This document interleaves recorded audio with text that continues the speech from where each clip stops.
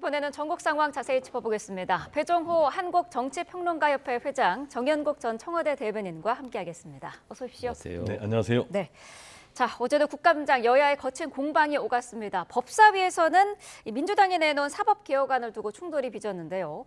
헌법소원제는 이번 개혁안에서는 일단 빠졌는데 민주당은 빠른 시간 내에 처리하겠다는 입장이더라고요. 네, 그렇습니다. 일단 5대 개혁안에 대해서는 이제 사법개혁 특위에서 하고 말씀하신 이제 이 재판 소원 또 그리고 내란 네. 전담 재판부 이 문제는 역시 빠른 시일 안에 그리고 사법개혁안 5대 사법개혁안은 이제 11월 말까지 구체적인 데드라인을 제시를 했고요. 네. 전체적으로 얘기하면은 이번 정기국회 때 처리하겠다.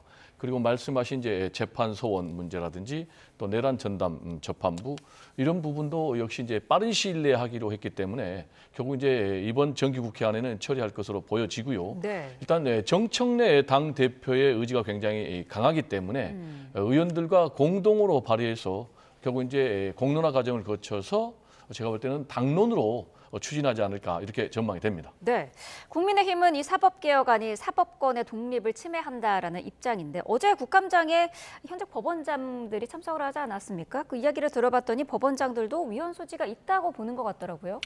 다행히 우리 법원에서는 판사님들하고 지방 법원장님들은 다 그래도 중심을 지키고 있다는 것이 다행스럽게 여겨졌습니다. 민주당이 공격에도 불구하고 꿋꿋한 모습을 보였는데 상식적이죠.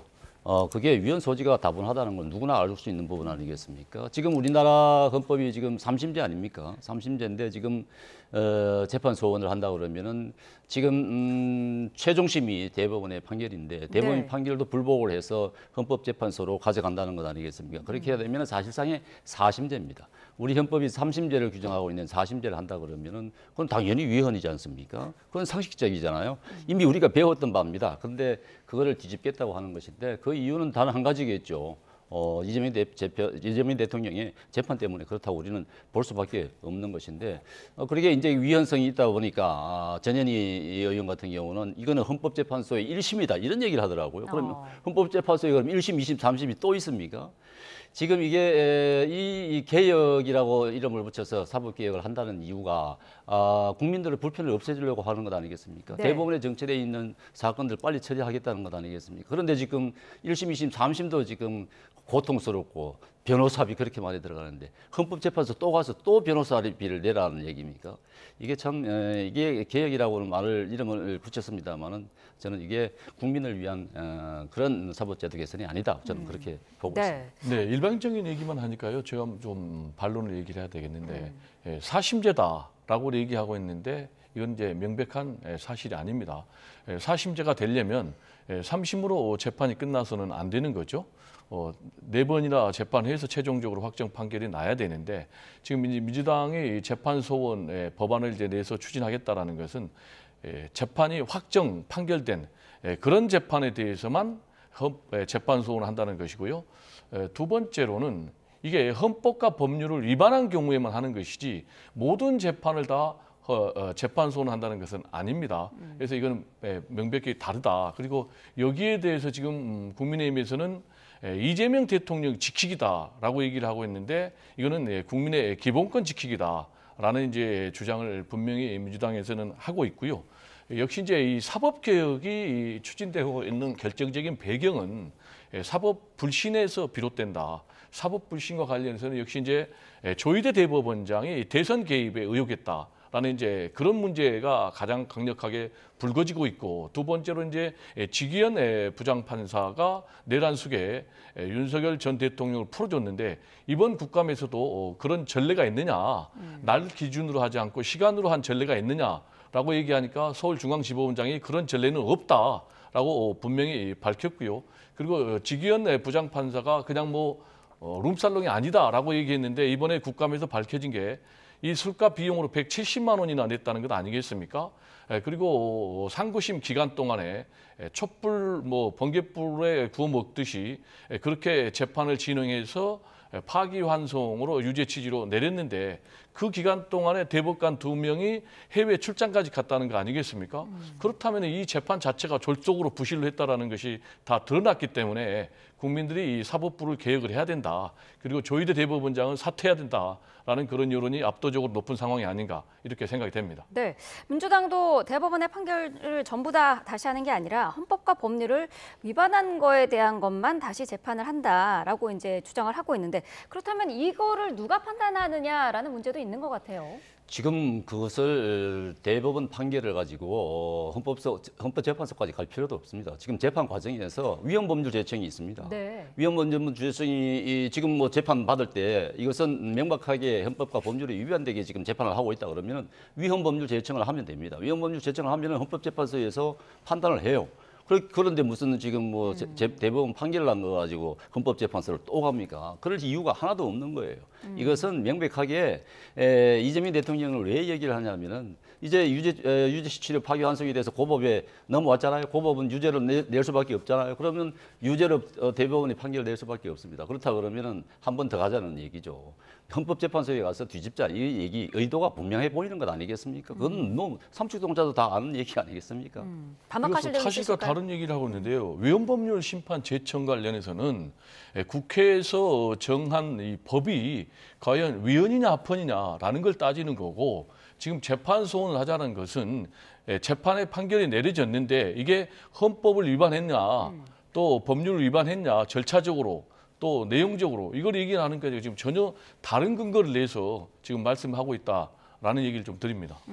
조희대 대법원장도 어제 출근길에 입장을 밝혔습니다. 공론화 과정에 사법부의 의견을 충분히 내겠다라고 했는데 논의 과정에서 그러면은 사법부의 참여가 반드시 필요하다라는 입장인 거 아니겠습니까? 일단 뭐 저는 사법부가 참여해야 된다라고 봅니다. 네. 일단 뭐 기본적으로 수기 과정은 거치겠고요. 또 공론화 과정을 거칠 겁니다. 그래서 입법 청문회에 저는 공론화 과정을 거쳐야 된다고 보고 그렇다면은 이 사법부를 배제할 이유는 전혀 없다라는 좀 말씀을 드리고 싶고요.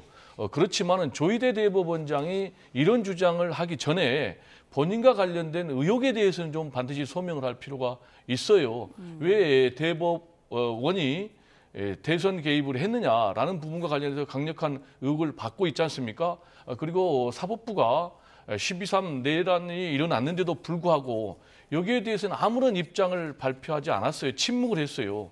그리고 또 뭐 지기현 부장판사가 내란 수계를 풀어줬는데도 불구하고 여기에 대해서 지금 아무런 조치도 하지 않고 또 서부지원에 대한 폭동 사태가 일어났는데도 불구하고 대법원장이 전혀 입장을 밝히지 않았는데 지금 이런 부분에 대해서는 뭐 자신들의 입장을 반영해야 된다라니까 국민들 입장에서는 좀 공감하기가 어려운 그런 주장이 아닌가 이렇게 생각이 됩니다. 네, 그러니까요. 이런 분위기 속에서 민주당이나 이제 정부 쪽에서 이 공론화 과정 중에 사법부의 의견을 들을 것인가라는 좀 우려의 목소리도 있어요. 사법부 의견을 당연히 들어야 되겠죠. 지금 말씀하신 가운데 보면은 뭐 사법부가 그동안 뭐 대법원의 판결 내용에 대해서 얘기하지 않았다고 하는데 벌써 판결 내용에 대해서 대법원에서 다 얘기를 했습니다. 그런데 계속 지금 뭐 대법원이 뭐 정치 개입했다고 그렇게 주장을 하시는데 그런 반복은 이제 그만하시면 좋을 것 같고요.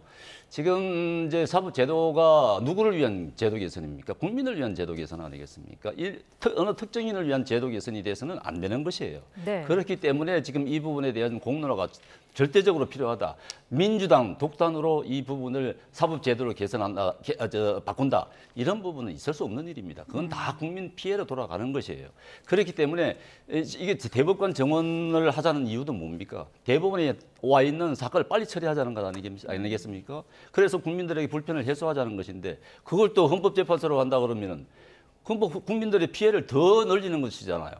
그런데 그런 논리가 상충하잖아요. 서로 논리도 맞지 않은 부분을 주장을 하고 있는 것인데 그래서 대법원에 와 있는 사건을 빨리 처리하자고 하기 위해서 상고법원을 만들자 이런 논란도 있었습니다. 그게 이제 양승태 대법관일 때 상고법원 만들자고 한 것이 수건 사업이었어요. 그런데 양승태 대법관을 어떤 뭐 이상한 논리로 이상한 이유를 갖다 대면서 정말 힘들게 만들었는데 다 무혐의로 나왔습니다. 그때 상고법원 제도에 대해서 좀 공론화를 해서 제대로 논의를 했다면 이런 일도 없었을 거예요. 국민들 서비스가 법률 서비스가 훨씬 좋아졌을 겁니다. 지금 대법관 26명으로 늘린다 그러면은요, 12명의 대법관이 더 늘어난 것 아니겠습니까? 네.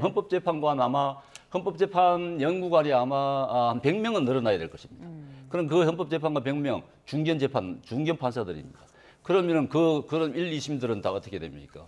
재판이 더 늦어지는 것이겠죠. 그런 결과를 초래할 수밖에 없어요. 그렇다면 그 판사들을 차라리 그러면은 상고법원에다가 발령을 해서 일반적 사건을 처리하게 하고 대법원은 정말 국가적인 정말 중요한 사건들 1, 2심 하급심에서 지침으로 삼을 만한 그런 판결을 내려주면은 그게 옳은 일 아니겠습니까? 그런 부분에 대해서 법률 전문가들 그리고 대법원을 포함한 모든 분들이 참여를 해서 어떤 제도가 가장 바람직한 것인지를 논의를 해야 되는 것이죠. 민주당이 일방적으로 지금 할 수 있는 그런 제도가 아닌 것입니다. 지금 이제 민주당이 일방적으로 한다고 말씀을 하시는데 일방적이 아니면 뭡니까? 지금? 사법부 개혁을 예를 들어서 뭐 상고제도를 도입할 거냐 아니면은 대법관을 지원할 거냐 이 부분에 대해서는 국회가 판단하고 결정하는 거죠. 사법부가 판단하고 결정하는 것이 아니에요. 이것이 삼권 분립 정신에 맞는 것이죠.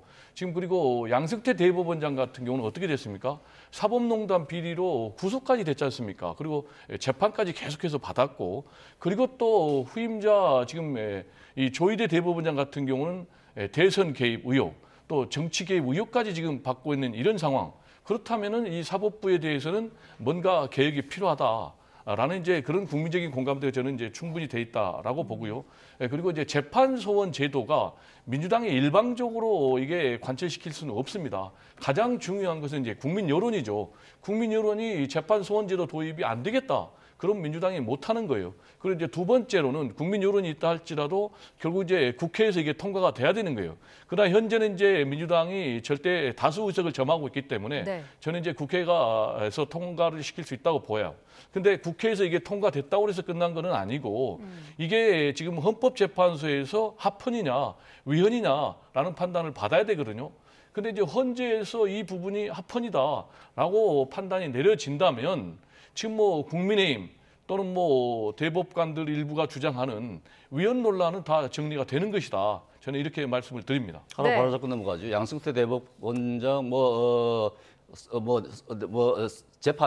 재판 과정에서 이 과정들 전부 다 무죄로 나왔잖아요. 40여 개 혐의에 대해서 모두 무죄 나왔다는 말씀 드리고 싶습니다. 네, 자 속보 한 가지 전해드리겠습니다. 합참이 밝힌 내용인데요. 북한이 오늘 동쪽 방향으로 미상의 탄도미사일을 발사했다는 속보가 들어와 있습니다. 아직 정확한 거리라든지 재원은 확인이 되지 않고 있는 상황입니다. 북한이 오늘 동쪽 방향으로 미상의 탄도미사일을 발사했다는 속보 들어와 있습니다. 구체적인 내용 들어오면 다시 전해드리도록 하겠습니다. 자, 어제 그 제주지법 판사들이 증인으로 불출석을 했었습니다. 불출석 사유서를 제출을 했는데 여당 주도로 동행명령장이 발부되기도 했거든요. 사실 이 법관들에 대해서 국감장에서 동행명령장을 발부한 것 자체가 굉장히 이례적인 일 아니었습니까? 네, 한마디로 그만큼 사법부가 썩었다라는 반증이 아닌가 이렇게 생각이 되고요. 실제로 국회가 증인으로 이 3명에 대해서 출석을 하라고 요구를 했고 또 출석을 안 하려고 하니까는 동행명령장을 발부를 했는데 네. 이 3명의 판사가 받고 있는 지금 비리 의혹은 근무 시간에 술집에 가서 술을 먹었다는 거예요. 그리고 두 번째로 그 술집에 가서 난동을 부렸다는 거예요. 그래서 경찰에 출동 신고를 받아가지고 경찰이 지금 출동한 사건 아니겠습니까? 이런 판사들에 대해서는 당연히 국회가 불러서 따지지 않으면 사법부가 이걸 따지겠습니까? 그래서 이거는 당연한 일이다. 견제받지 않는 권력은 부패할 수밖에 없다. 그리고 사법부라고 그래가지고 법 위에 있는 것은 아니다라는 말씀을 분명히 드리고요. 네. 그리고 이것과 관련해서 동행명령장을 발부를 하니까 3명의 판사 중에 1명은 지금 왔지 않습니까? 네. 그러면 이것 자체가 아하 판사들도 국회 증인으로 채택이 될 수 있구나. 그리고 두 번째 동행명령장을 발부를 하면은 와야 되는구나라는 걸 보여주는 거 아니에요? 그런데도 불구하고 국민의힘에서는 이걸 뭐 굉장히 뭐 사소한 개인적인 문제다라고 얘기를 하고 있는 이런 상황은 너무나 좀 국민들 입장에서는 어처구니가 없는 그런 상황이 아닌가 생각이 됩니다. 어떻게 보셨어요?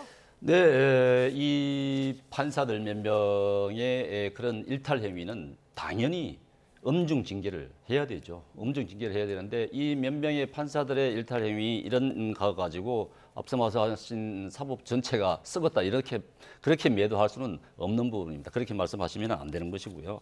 당연히 엄정 정제를 해야 되는 것이고 그렇게 함으로써 사법부 신뢰가 땅에 떨어지는 그런 역할을 방지를 하는 것입니다. 그렇기 때문에 대법원에서는 이 부분에 대해서 엄격하게 들여다봐야 되는 것이고 네. 아마 두 사람 가운데서 세 사람 가운데 한 명은 나오고 두 사람은 안 나온 것 같은데 네. 아마 재판과 연관이 돼 있는 것 같아요. 아. 그 사람들 이제 불출석 사유서를 보면은 그런 부분에 대해서는 어느 정도 좀 볼 필요는 있겠다 그렇게 싶습니다. 네.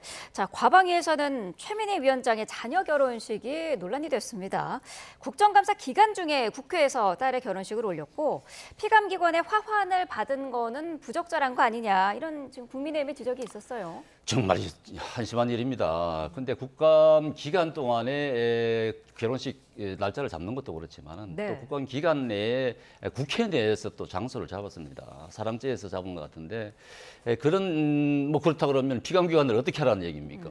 당연히 축의금 내야 되는 것이고 화환 보내야 되는 것이니 화환이 줄을 섰다는 것 아니겠습니까? 네. 그런데 지금 그 해명이 또 기가 막힙니다. 뭐 역학 공부를 하느라고 그 딸이 하는 걸 챙겨보지 못했다 그러는데 딸이 그걸 예약을 할 수 없어요. 국회의원이 하거나 국회 내 국회 직원들이 하거나 할 수밖에 없기 때문에 본인이 한 것입니다. 그런데도 불구하고 뭐 딸이 한 것을 챙겨보지 못했다고 그런 해명을 내놨는데 참 기가 막힌 해명이다. 본인이 과방위 진행하면서 남들에게 얼마나 매몰차게 했습니까? 매몰차게 했는데 본인에게 더 엄격해져야 되는 것 아닌지 모르겠습니다.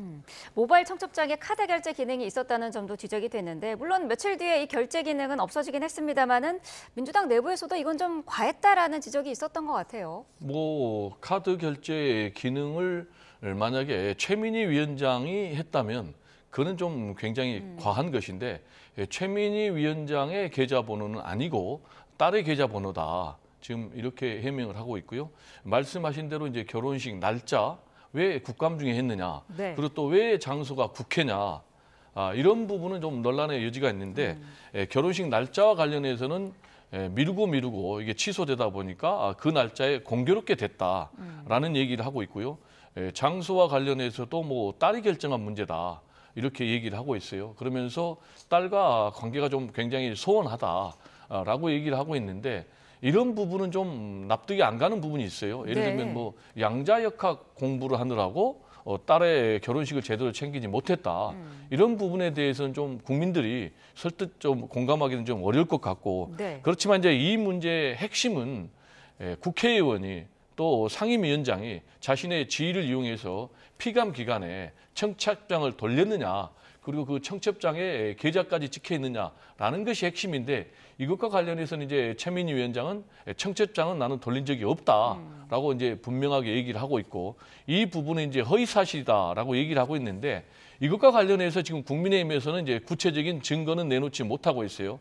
다만 화한 피감기관에서 보낸 화환이 많이 있다. 네. 그러니까 최민희 위원장 당신이 알린 것이 아니냐라고 이제 그렇게 추측을 하고 있는데 뭐 아름아름해서 피감기관이 알았을 수도 있고 네. 그래서 이 문제와 관련해서 좀 정확하게 진실을 좀 파악한 뒤에 정치 공세를 할 필요가 있다라는 말씀을 좀 드리고 네. 아까 이제 양승태 전 대법원장과 관련해서 다 무죄를 받았다라고 얘기를 하고 있는데 재판에 개입한 거는 팩트예요. 그렇지만 그게 이제 직권남용죄에 해당되느냐 안 되느냐 관련해서 결국 이 부분도 판단은 법원에서 한 거예요. 라는 말씀을 드리고 당시에 구속 기소한 그 핵심은 윤석열 전 대통령이었다라는 말씀을 좀 드립니다. 전체가 무죄가 나왔잖아요. 인정하셔야 되는 것이고 최민희 위원장에 대한 것도 마찬가지예요. 네. 그거는 정쟁이 소재가 되지 않는 것입니다. 자, 최민희 의원이 어제 해명을 하긴 했습니다만 논란을 해소할 만한 해명이었는지는 의문인 것 같습니다. 부동산 정책에 대한 정치권의 공방도 지금 계속되고 있는데 국민의힘이 부동산 정책 특위를 구성을 했는데요. 장동혁 대표가 위원장으로 키를 잡았어요. 그만큼 당이 여기에 지금 몰입을 하겠다 이런 의견인 것 같아요. 네, 그럴 수밖에 없는 것이 지금 부동산 정책 굉장히 예민한 부분 아니겠습니까? 지금 근데 내놓은 정책을 보면은 이게 규제 일변도란 말이죠.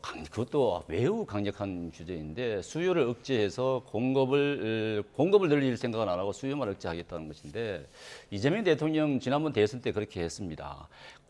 세금으로 수요를 억제해서 가격을 관리하지 않겠다. 공급을 늘려서 적정 가격을 유지하겠다고 분명하게 서울 시민들에게 얘기를 했어요. 그렇게 공약을 내세웠는데 이게 역행을 하고 있단 말이죠. 그렇게 해서 지금 서민들, 지금 특히 젊은 층에 계신 서민 부부들, 신혼부부들 이런 부분들이 그동안 열심히 저축을 해가지고 집 한 칸 마련해서 좀 더 늘려가겠다. 그리고 서울에 또 좋은 곳에 주거 환경이 좋은 곳으로 가고자 하는 그런 꿈을 완전히 지금 짓밟아 놓은 것이거든요. 네. 그렇기 때문에 이 부분에 대해서 야당으로 입장에서도 이 부분에 대한 대안을 제시를 하지 않을 수 없는 것입니다. 그렇기 때문에 TF를 구성해서 이 정책, 민주당 정권이 내놓은 이 부동산 정책에 대한 허점에 대한 보완책을 지금 마련해서 준비를 해서 발표를 하려고 하는 것인데 이 부분은 당연히 이제 야당뿐만 아니고 여당에서도 이 부분에 대한 공급 대책을 면밀하게 만들어서 내놓아야 할 것입니다. 그렇지 않으면은 이 시민들의 불만이 폭증을 할 것이라고 저는 예상을 합니다. 네, 국민의힘이 강한 공세를 펴고 있는 것 중에 하나가 이 정책을 위반하는 고위 인사들의 갭 투자 논란인데요. 이상경 국토부 차관의 갭 투자 논란이 있고요. 이찬진 금감원장의 강남 2주택 논란이 있습니다. 지금 국민의힘에서는 자신들은 다 가져놓고 서민들만 집을 못 사게 하는 거 아니냐 이런 주장이거든요. 어떤 의견이실까요? 뭐 부동산 부자 정당은 국민의힘이 더 민주당에 비해서 부자들이 더 많잖아요. 그래서 좀 그런 주장은 맞지 않고 뭐 통으로 몰아치는데 그거는 뭐 하나하나 의원들 전수조사하면은 바로 정답이 나올 것이다. 이렇게 말씀을 좀 드리고 그리고 이제 주무부처 장관 이상경 국토부 차관이죠. 이 경우는 이제 보니까 지난해 7월에 갭 투자를 했어요. 네. 근데 이제 지금 시대 상황에서는 이제 갭 투자가 상당히 도덕적으로 비난을 받는데 돈이 없는 뭐 그런 이제 서민들 입장에서는 갭 투자를 하지 않고 집을 살 수 있는가라는 이제 부분에 대해서는 여러 가지 논란이 있고요. 다만 이분 같은 경우는 좀 말을 잘못한 것 같아요. 돈을 모아서 집값이 떨어지면 살아. 네. 지금 뭐 돈을 모아서 집을 살 수 있는 그런 집값입니까? 그리고 집값이 계속 오르고 있는데 집값이 언제 떨어지겠습니까? 근데 주무부처 차관이 이런 말을 하면 지금 국민들 그렇지 않아도 성남 민심에 완전히 기름을 붓는 것이니까 매우 부적절하다라는 좀 말씀을 드리고 싶고요. 네. 그리고 이찬진 이제 금감원장 같은 경우는 서초에 보니까 집이 2채나 있어요. 네. 이런 부분은 이제 국민들 입장에서는 굉장히 좀 화가 나실 것 같아요.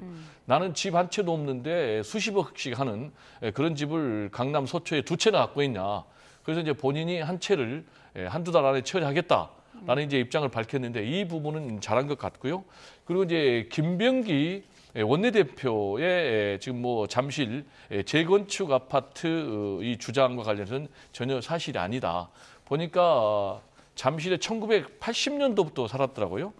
그래가지고 1998년도에 집을 샀고 그렇기 때문에 이 부분은 전혀 국민의힘이 주장하는 부동산 투기 의혹하고는 사실과 거리가 먼 얘기다라는 말씀을 드립니다. 네. 반론을 하나 안 드릴 수가 없는데 국민의힘의 의원들이 부동산 부자가 너무 많다. 자료를 내놓으시기 바랍니다. 뭐 민주당 의원들 아니, 제가 그래서 전수조사하자고 자료를 내놓으셔야 되는 것이고 말도 근거 없는 말씀을 하시는 것이고 지금 부동산 컨트롤 타워라고 하는 기재부 장관이라든가 네. 뭐 정책실장이라든가 다 지금 서울에 강남에 살고 있는 것 아니겠습니까? 자기들은 살면서 아니 그러면 강남 좀 살고 싶다, 서울 안에 살고 싶다는데 못 살게 하는 이유가 뭡니까?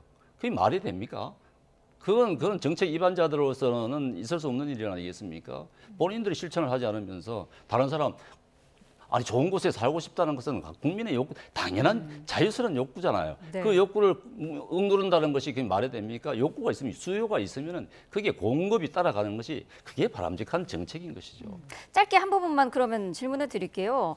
이런 상황이 벌어지면서 국민이 느끼는 정부 정책의 신뢰도가 좀 떨어질 것 같다라는 의견도 있거든요. 어떤 의견이실까요? 뭐 부동산 시장이 불안정하고 네. 계속 집값이 오른다면 당연히 정부 정책에 대한 신뢰도가 떨어지겠죠. 그래서 수요를 억제하는 것은 한계가 있다.